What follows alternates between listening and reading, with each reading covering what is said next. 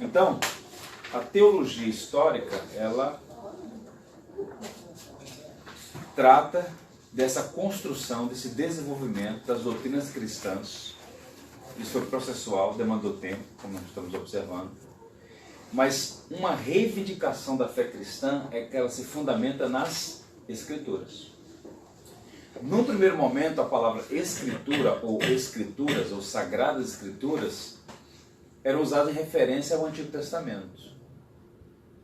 Quando foi fechado o cânon do Novo Testamento, né, e mesmo muito antes de fechar o cânon, já circulavam as cartas dos apóstolos e outros livros que a gente reconhece como livros do Novo Testamento, e passaram também a ser chamados de escrituras, textos autoritativos, palavra de Deus. Eu queria conhecer um pouquinho sobre esse processo de cânon, porque é a partir dele que você vai construir a teologia cristã. Por exemplo, divindade de Cristo, baseia-se onde? Nas escrituras do Novo Testamento, Evangelho de João, enfim. Então, como é que se deu esse processo? A gente tem que considerar. Tem algumas obras de introdução bíblica. Tem uma publicada pela editora Vida, eu não vou ter na bibliografia, mas se vocês quiserem ler, chama-se Como a Bíblia Chegou Até Nós. Uma leitura fácil, agradável, muito instrutivo. É do William Nix e acho não sei se é do Gordon Fee ou do Stuart, mas são dois autores. A editora Vida chama-se Como a Bíblia Chegou Até Nós. Tem uma introdução muito interessante. Tem um outro texto da Agnus, que é o Cânon do Novo Testamento, do F.F. Bruce, que é um mestre, né, um doutor no Novo Testamento, um cara muito bom. E é dele que eu busquei uma definição da palavra cânon. Seu cânon, né? Não é aquela máquina fotográfica de alto nível, né? Cânon é outra coisa. Vamos lá, o que é? E aqui tem o Bruce dando uma orientação para a gente aqui, muito instrutiva. Ele diz assim: a palavra cânon deriva do grego cânon, que significa cana, portanto uma vara ou uma barra que, para serem utilizadas em medições, passaram a significar metaforicamente um padrão. Em gramática significava uma regra, em cronologia uma tabela de datas, e em literatura uma lista de obras que podiam ser corretamente atribuídas a determinado autor. Então não é uma coisa basicamente dos cristãos, já tinha emprego dessa expressão. O cânon é o que? Um livro, um livro cuja autoria podia ser comprovada, ou seja, um texto padrão.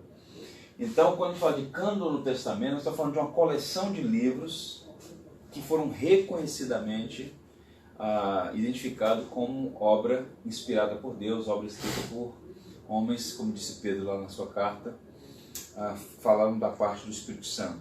Existe um processo de canonização, critérios para a canonização. Eu não vou entrar nos pormenores porque foge do escopo da nossa reflexão, mas eu quis só apresentar para vocês. Um deles, por exemplo, a questão da autoridade, né? Reivindica a autoridade. Então, quando Paulo começa assim: Paulo, servo de Deus e apóstolo de Jesus Cristo, ele se apresenta, ele reivindica a autoridade, né? É um critério. A autoria profética, os livros do Antigo Testamento, por exemplo, né? Assim diz o Senhor, não é? Paulo chega a falar em algumas expressões que ele foi inspirado, instruído por Deus a fazer aquela exortação, ou seja, essa questão da autoria profética é um critério. Confiabilidade, né? Livros que não têm erros doutrinais, ou seja, a questão da harmonia do todo, sem erros factuais, é um livro confiável, digno de confiança, era um critério. A natureza dinâmica, livros que transformam seus ouvintes. A diferença das escrituras é que não é literatura comum, é um texto, por ser palavra de Deus, tem o poder de transformar o leitor, né?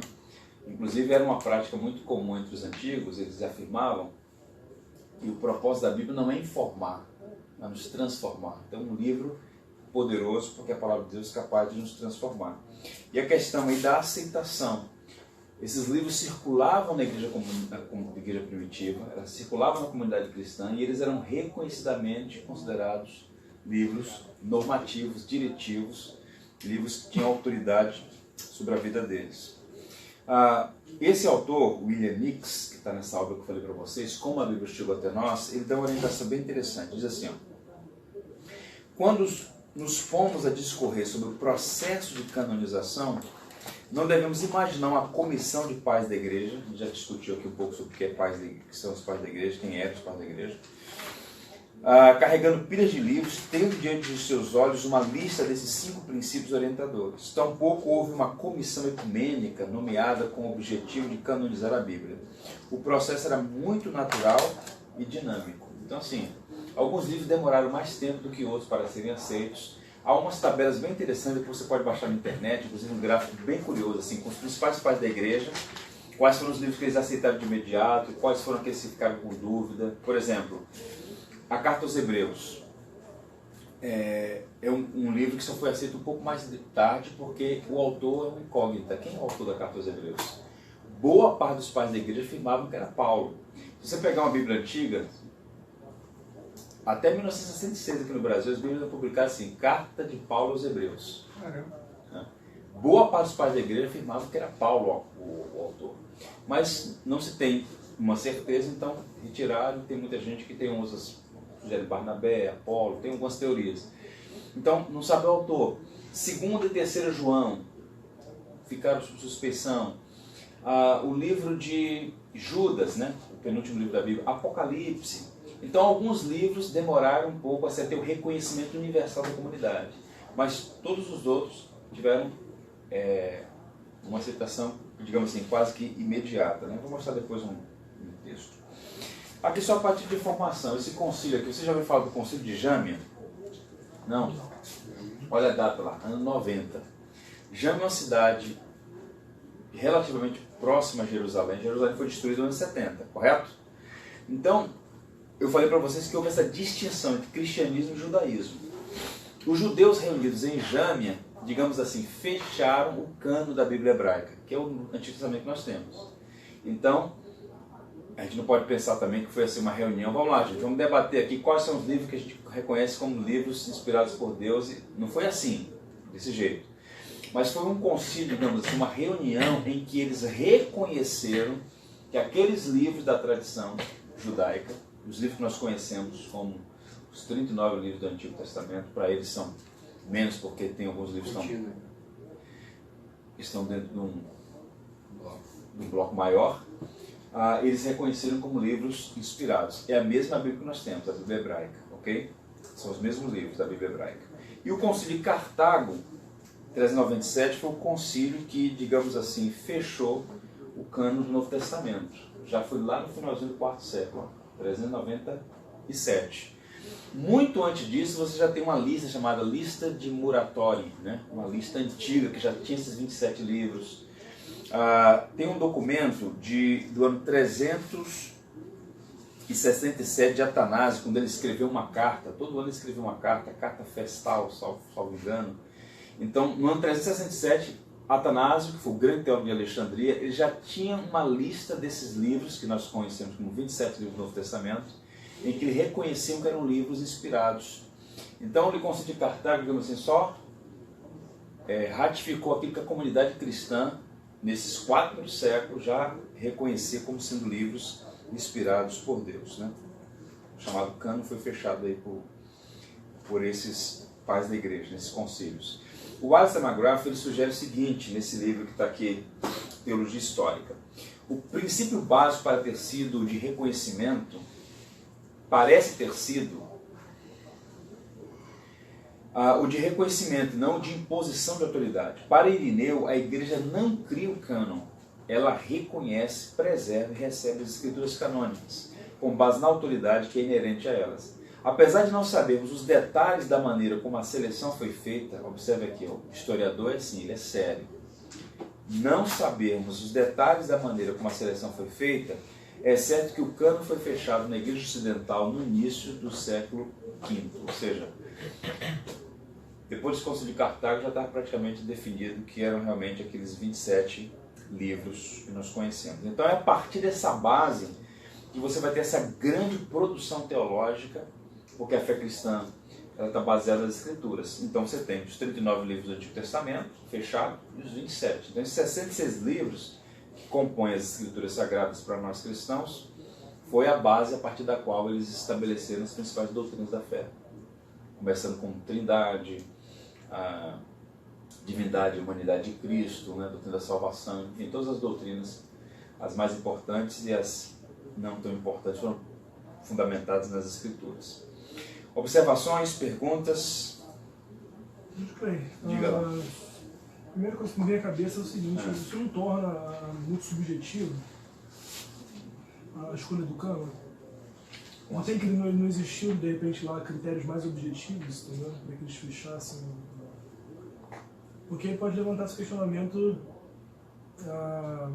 do seguinte, do tipo assim, cara, isso aí foi feito de maneira aleatória. Entendeu? Quem te garantiu o cara lá, os pais da igreja que fecharam estavam certos, entendeu? Mas observe, eles não foi assim, inclusive essa foi a fala tanto do Nix quanto do Alistair McGrath. Não foi uma reunião, a gente pensa em reunião de fechamento de cânone, parece assim, vamos marcar uma reunião para decidir aqui qual livro entra e qual livro sai. Não foi bem assim. Não foi uma reunião formal para decidir esse assunto. O ponto é, esses livros já circulavam há séculos na igreja. Não, eu concordo, mas... Com várias e várias cópias. O que esses teólogos fizeram, os pais da igreja, foi que havia uma produção enorme de livros considerados apócrifos e pseudepígrafos que estavam também, de alguma maneira, sendo lidos e usados na comunidade. Para preservar a igreja, teve que se definir. Quais são aqueles livros que são úteis para você ler, simplesmente? Observe que o próprio Lutero falou isso, né? São úteis para o nosso conhecimento, mas não são palavra de Deus. Ele falou em relação aos apócrifos, né? Não são normativos. Não é o padrão para a sua doutrina, nem para a sua conduta. A Bíblia, esses 66 livros, sim. Regra de fé, doutrina e prática, conduta. E os critérios eu não diria que foram subjetivos, por que razão? Primeiro porque, vamos lá, os 4 evangelhos estavam em circulação há muito tempo. Mateus, Marcos, Lucas e João. As cartas de Paulo foram os primeiros livros a serem reconhecidos. Inclusive, a nossa disposição do livro do Novo Testamento está numa ordem de estética, não é uma ordem cronológica. O primeiro livro do Novo Testamento seria 1 Tessalonicenses, ou então Gálatas, não disputa, se é Gálatas ou 1 Tessalonicenses. Então não é com Mateus. Então esse livro já estava em circulação. Alguns livros estavam sob suspeição, mas não porque havia uma espécie de resistência, mas porque alguns deles tinham dúvidas sobre a inspiração, por exemplo, o Apocalipse, né? Mas entrou. 2º e 3º João, Judas e Hebreus, praticamente foram esses os livros que tinham alguma dúvida em relação à inspiração deles. Mas nesse Concílio de Cartago, não apenas nesse Concílio de Cartago, você tem listas mais antigas, várias tradições já reconheciam esses livros como sendo inspirados. Simplesmente reconheceram, e desde então, a gente está falando aí de mais de 16 séculos, os cristãos reconhecem esses livros como sendo a Bíblia. Recentemente, duas coisas aí. Revelação, de inspiração, não foi uma revelação de Deus. O nome Apocalipse sim foi revelação. Apocalipse é revelação. De Deus. Recentemente foi descoberta uma biblioteca, esqueci agora o nome dela, Anagimandi, fugiu o nome dela agora, é um nome estranho, é um nome egípcio. E aí houve uma efervescência, agora vamos descobrir os mistérios que as igrejas católicas, porque a ideia é a seguinte, é teoria de conspiração. A igreja católica jogou tudo, jogou todos os livros lá, Evangelho de 2 Pedro, né, a Epístola de Barnabé, Evangelho de Judas, né, os apóstolos, escondeu tudo que tinha alguma coisa aí, ficou só com esses aqui e tal. Cria esse clima de suspeição, de conspiração, um autor muito interessante esse cara, muito interessante, Peter Jones. Ele publicou A Identidade de Jesus. E ele vai falar sobre essa biblioteca que foi descoberta, ele começa a refutar esses supostos livros, como se fossem ali a igreja tinha escondido e tal, para mostrar que sempre houve esses livros, vários deles.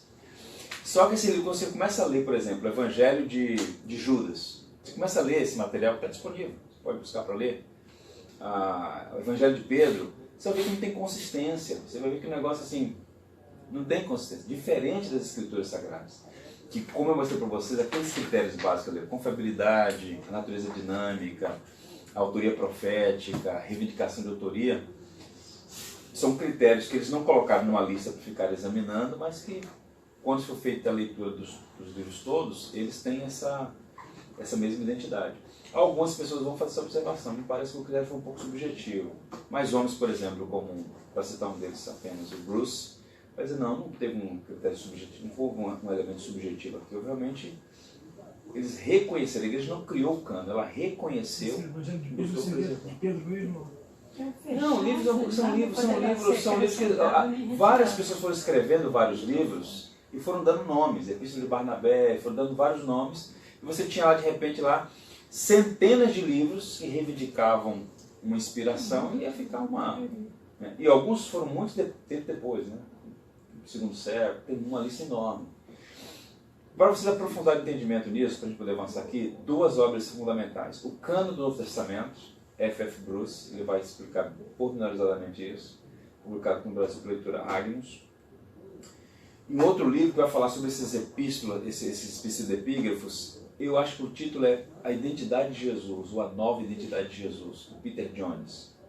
Ele vai falar sobre essa biblioteca que foi descoberta e essa efervescência que havia sobre algumas críticas que iam ser feitas, e ele vai mostrar com muita propriedade que isso aí era muita balela. Esse do F.F. Bruce, inclusive, está em promoção na Amazon, tá R$20. Ah, foi o que o Vitor botou? Acabei de procurando botar aqui aqui agora, um amigo meu botou. Vou Livraço, livraço. livraço. A gente aqui nessa matéria a gente não aprofunda muito mais nesse assunto não.